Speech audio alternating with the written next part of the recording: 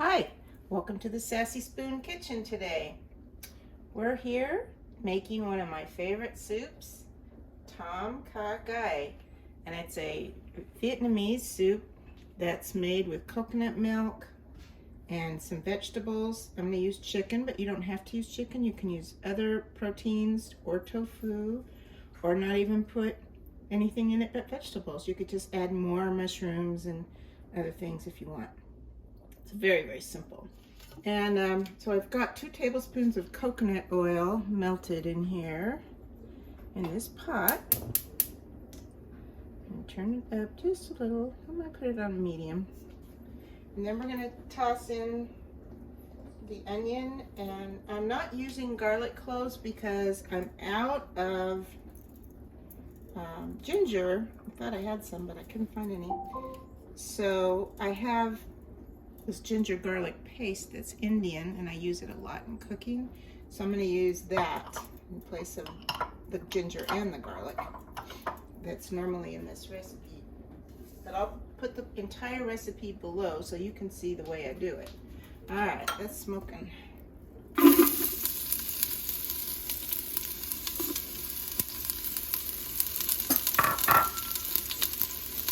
I'm now going to turn it down a bit because that's a big burner it's on.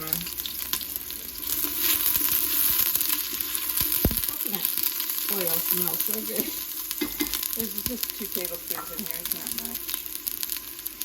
Put that in, and then this calls for a half of 1 jalapeno pepper. So I chopped the whole one up. I'm going to add half. Well, a little more than half. But anyway, taste it and adjust it. Once it's cooked, I might want to put some more in. But for now, we got that. Alright, the next thing we're going to put in is a lemongrass stalk. And these just came from my garden. They don't have very thick stems, but if you have one with thick stems, you need to pound them. This is just tied up in a little bouquet.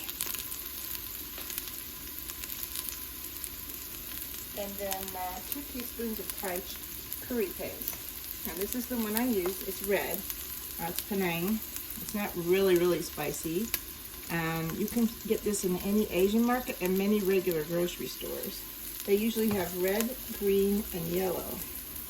And sometimes there's 2 different kinds of green. Alright.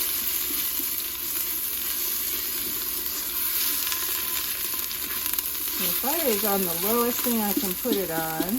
The main thing is to kind of marry that curry paste within all this stuff.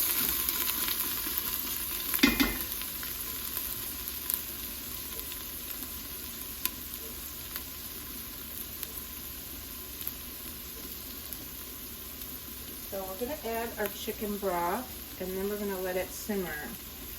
So this is homemade chicken broth and chicken stock. I think you can see how nice and thick it is.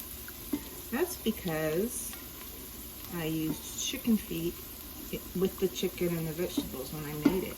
It just makes really good stock. Now, of course, as soon as this heats up, that'll melt down. I just wanted you to show it to you because all that collagen from the chicken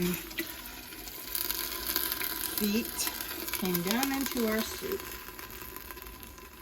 And I usually make a batch of that up about every couple weeks or month, depends on what I'm using it for.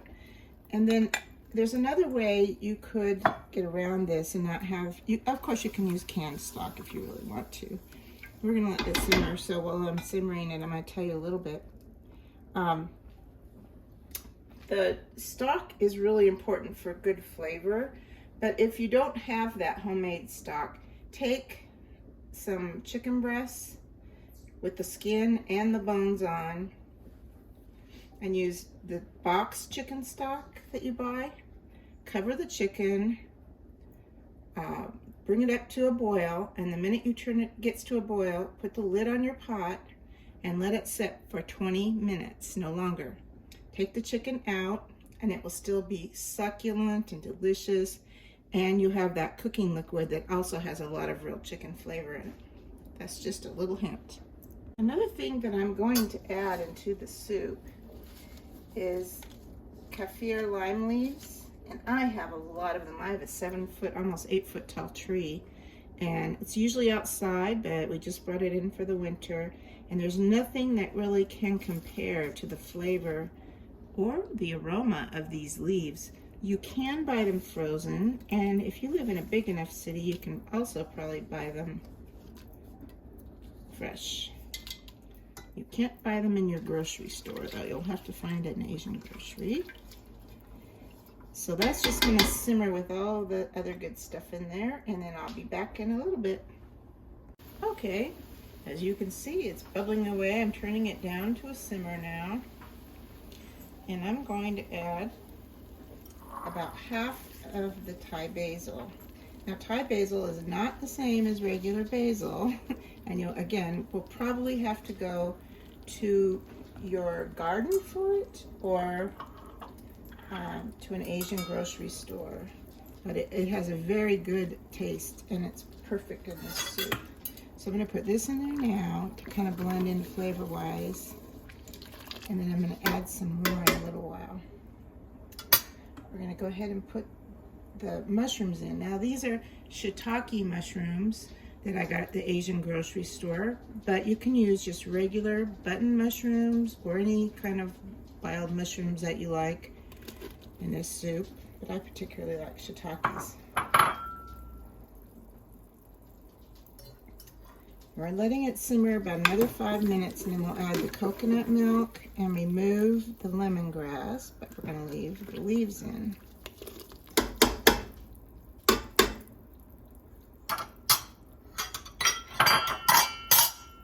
I'm going to go ahead and put about 2 teaspoons of this garlic and ginger blend. That's something we might want to adjust the seasonings for, because I kind of changed them from fresh to this canned product. But it is a nice thing to have on hand all the time. And we'll add the lime juice after the cream. You can also use tofu or shrimp in this instead of chicken, but I have the chicken breast. And I was telling you too that when you do the chicken breast with the boxed mix, it's really good with boxed broth. It's really good to do it that way because you come out with really nice supple chicken breasts, and those aren't always easy to find either, because usually we bake them or roast them and then put them in, you know, the stock, and it gets so dried out because chicken breast doesn't have any fat in it, which is a nice thing in a lot of ways, but not perfect. Okay, now we're going to add the chicken in. You can chop or shred it either way. And we're going to add coconut milk. Now, this comes in a box, and I needed this much anyway, but it also comes in a can. And this is actually a good brand, Roy D, but also I like Maypla. It's called coconut cream, but it's just thick coconut milk. Alright, so now the flavor is beginning to meld together. We're going to put in 2 tablespoons of lime juice, 2 tablespoons of fish sauce, and we may adjust those as well later.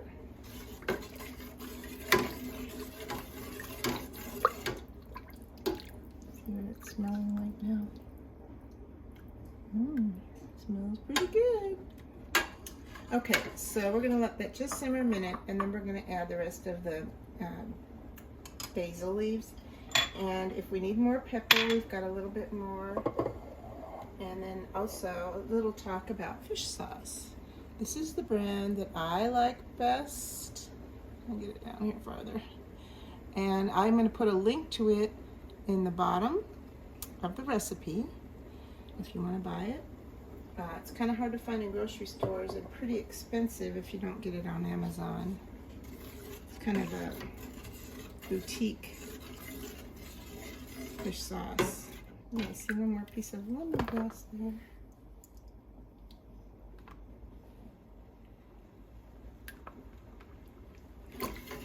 Okay. So we're going to do a little taste testing.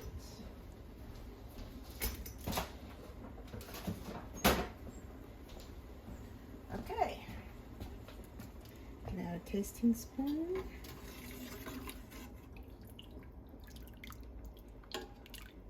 I'm just tasting the broth because that's mainly what I want, is to see if I need to add more seasonings.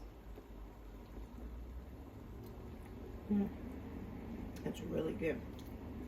But yes, look, we can add the rest of the chilies.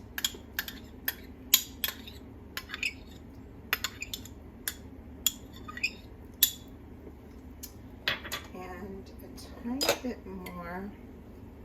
Oh, I forgot to put the sugar in too. Tiny bit more of the fish sauce.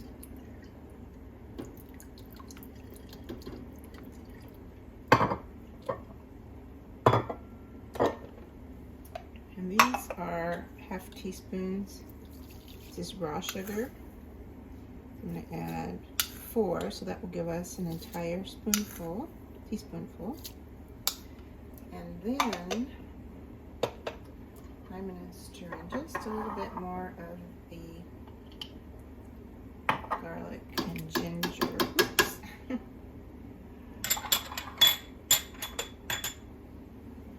Get everything stirred. Add some more basil leaves. A few little flower buds that fell off too. That's kind of fun. And while we let that simmer, we're going to go chop the chives and cilantro for the top, and then we'll be ready to serve it. So stay tuned. Okay, I don't need to teach you how to chop cilantro, I don't think, but since I'm here doing it, you can watch. I kind of bowl mine up as small as possible.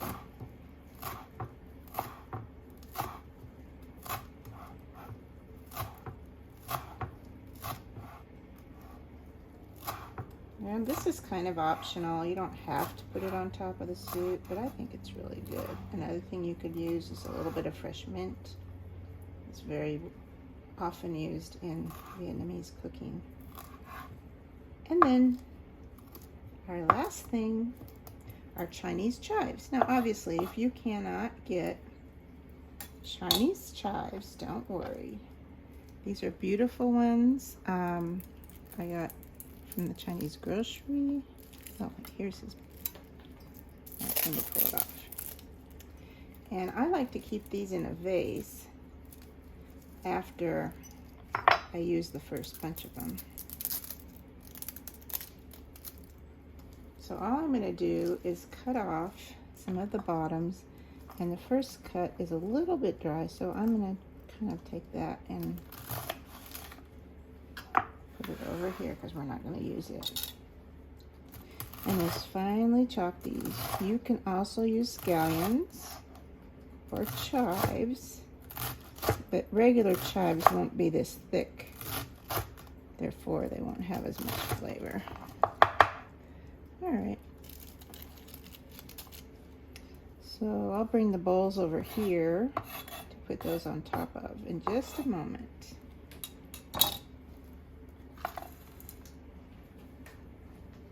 Okay, so here's our bowl.